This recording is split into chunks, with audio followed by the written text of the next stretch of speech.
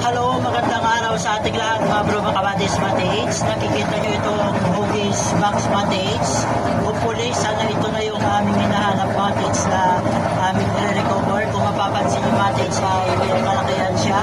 Halos may laki siya na almost mahigit 1 feet ang laki niya mates. At ito mates ay nasa mismong center spot mates. Ang mangyari ito mates ay meron na kami reservoir para mas mabilis ang pagtanggal ng tubig. Magpaluwag na lang ako sa area dito mates para mai-iris namin dito mates. Hopefully, sana ito na ang aming hinahanap na may laman mates or ang item ay nasa kanyang under ulit mates. Ito ay updated lang na naman mates kung ano ang kinalalabasan ng aming pinagpapatuloy na operation dito mates. Na ang lalim na ito mates ay pa 14 feet na kami mates. Kung mapapansin nyo, ito yung area na malakas lumalabas yung tubig, kaya ito ay nagsisilbing water trap din siya mates. Mangyari, ito ay magbakbak naman ako dito sa area na ito na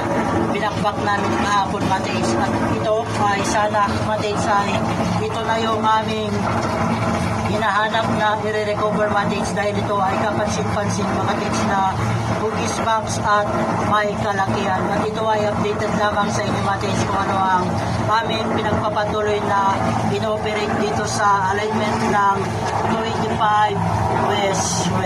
Good luck sa ating lahat. More power to all mates. And Aba, Alahayang, Amang Yahawa, bless.